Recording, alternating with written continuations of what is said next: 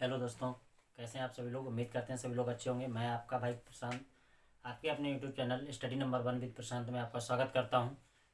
अगर आप हमारे चैनल पर नए हैं तो चैनल को सब्सक्राइब कर लें और बेल आइकन को प्रेस कर लें, जिससे आपको हमारे आने वाली सभी वीडियो की नोटिफिकेशन मिलती रहे। वीडियो अच्छी लगे तो वीडियो को लाइक कर देना और अपने दोस्तों में शेयर करना। और आपसे एक रिक्वेस्ट है हमारी कि वीडियो को अंत तक ज़रूर देखें, तभी कुछ आपको समझ में आएगा। इस वीडियो में लेंस के चैप्टर को पूरा फिनिश कर दिया गया है। केवल 10 क्वेश्चन में पूरा चैप्टर ख़त्म। 10 मिनट 10 क्वेश्चन, चैप्टर फिनिश।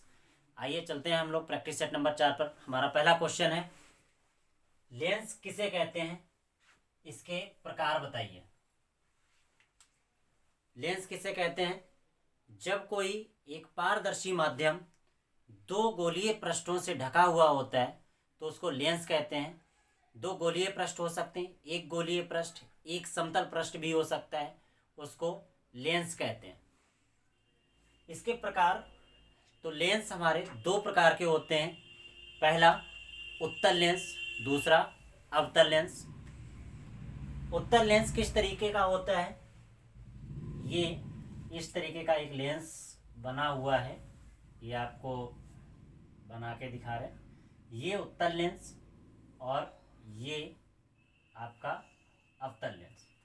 उत्तल लेंस क्या होता है? जिसके किनारे पतले होते हैं और बीच में लेंस मोटा होता है, उत्तल लेंस कहलाएगा। दूसरा अवतल लेंस। अवतल लेंस में किनारे मोटे होते हैं और बीच में पतला होता है, अवतल लेंस कहलाता है। दूसरा क्वेश्चन है हमारा, अभिसारी व अपसारी लेंस किसे कहते हैं। अब ये दो कौन से लेंस हो गए? अभी आप कहेंगे सर आपने तो दो लेंस बताए लेंस के प्रकार में, कि पहला लेंस उत्तल, दूसरा अवतल। अभी अभिसारी और अपसारी क्या है? तो आपको बता दें कि उत्तल और अवतल को ही अभिसारी और अपसारी कहते हैं। उत्तल लेंस को अभिसारी लेंस, अवतल लेंस को अपसारी लेंस कहते हैं। तो जय सीधी सी बात है, आपको अभी परिभाषा बताई थी, वही परिभाषा इन दोनों की भी होगी कि अभिसारी लेंस क्या होता है? वे लेंस जो किनारों पर पतले, बीच में मोटे, यानी कि उत्तल लेंस। अपसारी लेंस जो किनारों पर मोटे, बीच में पतले, यानी अवतल लेंस। आगे बात समझ में? तो अब हम आगे बढ़ते हैं। तीसरा क्वेश्चन हमारा है, लेंसों के लिए यूवीएफ में संबंध बताइए।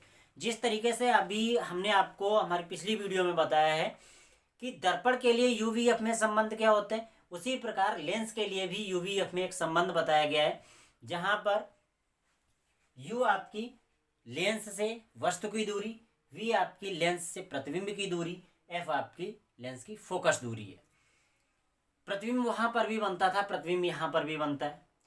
ऑब्जेक्ट यानी कि वस्तु आपकी दर्पण में भी रखी थी, वस्तु आपकी लेंस में भी रखी होगी। तो यूवीएफ में इसमें संबंध क्या होता है? छोटा सा डिफरेंट है, 1/f equal to 1/v minus 1/u। ये आपका संबंध है यू, वी और एफ में, जहां पर एफ आपकी फोकस दूरी, वी आपकी प्रतिबिंब की दूरी, यू आपकी वस्तु की दूरी। दर्पण में क्या था? माइनस की जगह प्लस लगा हुआ था, दर्पण का हो गया, माइनस लगा है, लेंस हो गया। ठीक है। अगला क्वेश्चन हमारा है, लेंस की क्षमता से आप क्या समझते हैं। तो लेंस की क्षमता क्या है? यानी कि हम उस लेंस से कहां तक देख सकते हैं, उस लेंस की क्षमता कहलाएगी। दूसरे शब्दों में इसको हम परिभाषित कर सकते हैं कि लेंस की क्षमता फोकस दूरी के व्युत्क्रमानुपाती होती है। किसी भी लेंस की क्षमता उसकी फोकस दूरी के व्युत्क्रमानुपाती होती है, जबकि फोकस दूरी मीटर में दी जाए। आपको ध्यान में रखना है कि फोकस दूरी मीटर में दी जाएगी तो उसकी क्षमता क्या होगी? उसके व्युत्क्रमानुपाती होगी। समझते हैं यहां पर कैसे?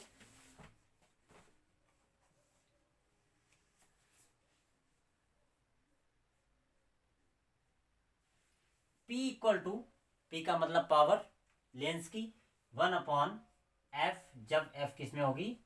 मीटर में होगी। ठीक है, उम्मीद करते हैं आपको समझ में आ गया होगा। हमारा अगला क्वेश्चन है, प्रकाशिक केंद्र से क्या अभिप्राय है, यानी प्रकाशिक केंद्र से आप क्या समझते हैं। प्रकाशिक केंद्र और वक्रता केंद्र दोनों में डिफरेंट आपको ध्यान से सुनना है। 1 नंबर की परिभाषा आती है, इंपॉर्टेंट परिभाषा है। तो प्रकाशिक केंद्र किसे कहते हैं। प्रकाशिक केंद्र लेंस के उस बिंदु को कहते हैं जहां पर आपतित किरण आती है और अपवर्तन के पश्चात बिना मुड़े सीधी निकल जाती है। वह बिंदु जहां पर प्रकाश से आपतित किरण आई और आने के बाद बिना विचलित हुए बिना मुड़े सीधी निकल जाए, तो वही बिंदु कहलाता है उसका प्रकाशिक केंद्र। जैसे कि ये एक लेंस बना हुआ है आपके सामने और इस लेंस में ये इसका हो गया मुख्य अक्ष। और एक चीज बता दें, प्रकाशिक केंद्र हमेशा मुख्य अक्ष पर स्थित होगा लेंस में। और यहाँ पर ये एक बिंदु, एक किरण आई और ये बिना मुड़े सीधी निकल गई, तो ये बिंदु आपका कहलाएगा प्रकाशिक केंद्र। प्रकाशिक केंद्र आपका ये बिंदु कहलाएगा। वही सेम परिभाषा उत्तल लेंस के लिए, वही सेम परिभाषा अवतल लेंस के लिए भी है कि क्या होता है, वह बिंदु जहां पर आपतित किरण अपवर्तन के पश्चात बिना मुड़े सीधी निकल जाए उसका प्रकाशिक केंद्र कहलाता है। किसका, लेंस का प्रकाशिक केंद्र कहलाएगा। और अभी भी अगर आपने हमारे चैनल को सब्सक्राइब नहीं किया तो कर लीजिए। अगला हमारा क्वेश्चन है, वक्रता केंद्र को परिभाषित कीजिए। अभी आपसे प्रकाशिक केंद्र पूछा था, अब आपसे वक्रता केंद्र पूछा है। वक्रता केंद्र क्या होता है, उस खोखले कांच के केंद्र को जिससे कि लेंस बनाया गया है। लेंस एक कांच है, तो किसी ना किसी एक गोलाकार कांच से काटा गया होगा, या एक कांच से काटा गया, एक गोलाई में काटा गया है।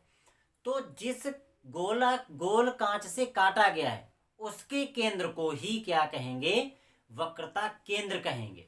ठीक है, अगला क्वेश्चन हमारा है, उत्तल व अवतल लेंस की पहचान कैसे करेंगे। बहुत ही अच्छा क्वेश्चन है। इसकी पहचान हम 2 तरीके से कर सकते हैं। पहला तरीका है कि हम उसको छूकर बता दें, यानी कि स्पर्श करके ही हम उसको बता दें कि वो लेंस कौन सा है।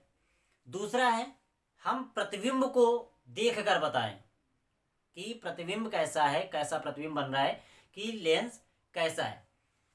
मान लीजिए आपसे किसी ने कह दिया कि आप लेंस को छूइए मत, आप उसको टच मत करिए और हमें बता दीजिए कि ये लेंस कैसा है। ठीक है, तो स्पर्श करके कैसे पता करेंगे। अभी आपने परिभाषा में पढ़ा था कि अगर कोई भी लेंस भाई किनारों पर पतला है, बीच में मोटा है, बता दिया, सीधी सी बात है कि वो उत्तल लेंस है। और वही लेंस अगर किनारों पर मोटा हो गया, बीच में पतला हो गया, तो अवतल लेंस हो गया। ऐसे हम उसको छूकर बता सकते हैं, स्पर्श करके बता देंगे कि वो लेंस कैसा है। अब बात करते हैं कि हम लेंस को छुएं भी ना और हम बता दें कि लेंस कैसा है। तो ये कैसे संभव हो सकता है, ये हो सकता है जब हम उसके प्रतिबिंब को देखेंगे कि भाई उस लेंस से प्रतिबिंब कैसा बन रहा है। तो इसके लिए आप लेंस लीजिए और एक कागज़ पर जिस पर कुछ लिखा हुआ हो उस पर रखिए। उस पर रखने के बाद जैसे ही लेंस को आप ऊपर उठाएंगे, ऊपर उठाते समय अगर वो अक्षर, छपे हुए अक्षर बड़े होते हुए नजर आए तो हम समझ जाएंगे कि वो लेंस उत्तल लेंस है। और अगर उसकी जगह पर वो अक्षर धीरे धीरे छोटे होते चले जाएं, जैसे ही हम ऊपर उठाते जाएंगे अक्षर छोटे होते चले जाएंगे, तो हम समझ जाएंगे कि वो लेंस अवतल लेंस है। आगे बात समझ में, तो स्पर्श करके हम बताएंगे कि अगर किनारों पर पतले हैं, बीच में मोटा है, तो उत्तल लेंस है। किनारों पर पतला, बीच में मोटा, उत्तल, और किनारों पर मोटा और बीच में पतला, तो क्या हो गया, अवतल हो गया। अगर लेंस को ऊपर उठाते समय छपे हुए अक्षर मोटे हो गए तो उत्तल, और छपे हुए अक्षर पतले हो गए तो अवतल लेंस। ठीक है, उम्मीद करते हैं आपको समझ में आ गया होगा। अगला क्वेश्चन है हमारा, लेंसों के उपयोग बताइए। लेंस का उपयोग कहाँ होता है। अब लेंस पढ़ लिया, लेंस क्या है, उसका प्रकाशीय केंद्र क्या होता है, वक्रता केंद्र क्या होता है, उसकी क्षमता क्या होती है। और अब हमसे पूछा कि भाई अब हमको लेंसों के उपयोग भी बता दो कि लेंस तो हैं लेकिन इनका प्रयोग क्या है, प्रयोग कहाँ पर हमको करना है, कहाँ पर नहीं करना है।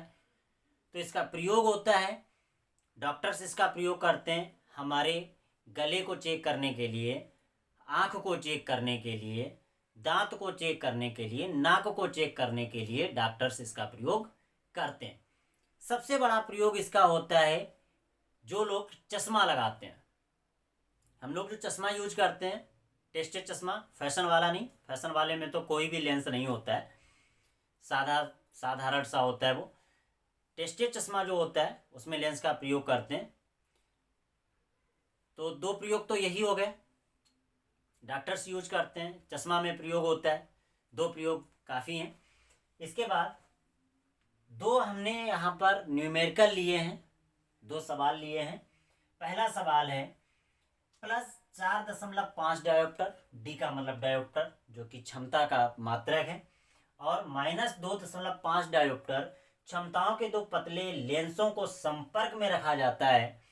तो लेंस संयोजन की क्षमता व फोकस दूरी क्या होगी? तो लेंस संयोजन की क्षमता और फोकस दूरी आपसे पूछा है, तो देखते हैं कैसे निकालेंगे संयोजन क्षमता।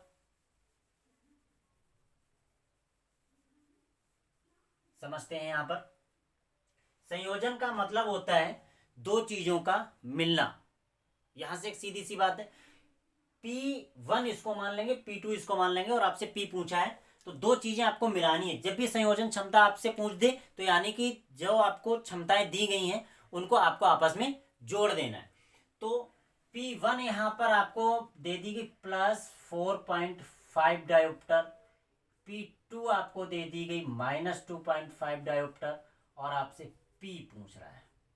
ठीक है बेटा, तो P इक्वल टू हम क्या कर लेंगे, P1 + P2 इक्वल टू ये हो गया +4.5 + -2.5, दोनों को जोड़ लिया, ये हो गया मेरा 4.5 ± -2.5, क्षमता आपकी निकल गई 2.0 डायोप्टर। ठीक है, इसी में नेक्स्ट पूछा है फोकस दूरी क्या होगी। अभी हमने सूत्र पढ़ा था, क्या पढ़ा था, P = 1/f, तो भाई F = यहाँ पर हो जाएगी 1/p, जो कि ये दी गई है 1/2, और इसको जब करेंगे तो आपका निकल के आ जाएगा 0.5 मीटर, 0.5 मीटर आपका निकल के आ जाएगा। ये आपकी उस लेंस की क्या हो गई, फोकस दूरी। अगला हमारा लास्ट क्वेश्चन है आज का, यदि लेंस की फोकस दूरी -20 सेंटीमीटर है, लेंस की फोकस दूरी कितनी है, -20 सेंटीमीटर है, तो क्षमता क्या होगी, वो इसी फॉर्मूले से हम लोग लगाएंगे। तो फोकस दूरी दे दी गई -20 सेंटीमीटर, क्षमता आपसे पूछी गई है, सीधी सी बात है। अगर फोकस दूरी भाई मीटर में दी जाती तो हम लोग 1/f का यूज करते, सेंटीमीटर में दे दी गई 100/f का यूज कर लेंगे, क्या बड़ी बात है। तो P = 100/f लगाते हैं, कब, जब हमारी फोकस दूरी सेंटीमीटर में होगी। तो ये हो गया 100, और यहाँ पर दिया गया -20 सेंटीमीटर, तो बेटा 25 जा 100, ये निकल के आ गई आपकी -5 डायोप्टर। ठीक है, ये आपका लास्ट क्वेश्चन का आंसर है, -5 डायोप्टर। तो यदि लेंस की फोकस दूरी हमारी सेंटीमीटर में दी जाएगी तो हम क्षमता का सूत्र लगाएंगे 100/f, और अगर हमारी फोकस दूरी मीटर में दी जाएगी तो हम लोग क्षमता का सूत्र लगाएंगे 1/f। उम्मीद करते हैं आप लोगों को समझ में आ गया होगा। वीडियो को अंत तक देखने के लिए धन्यवाद। अगर आपने अभी तक हमारे चैनल को सब्सक्राइब नहीं किया है तो प्लीज़ सब्सक्राइब कर लें, और बेल आइकन को दबाना बिल्कुल भी मत भूलिएगा, जिससे कि आपको हमारी आने वाली सभी वीडियो की नोटिफिकेशन सबसे पहले मिलती रहे। धन्यवाद।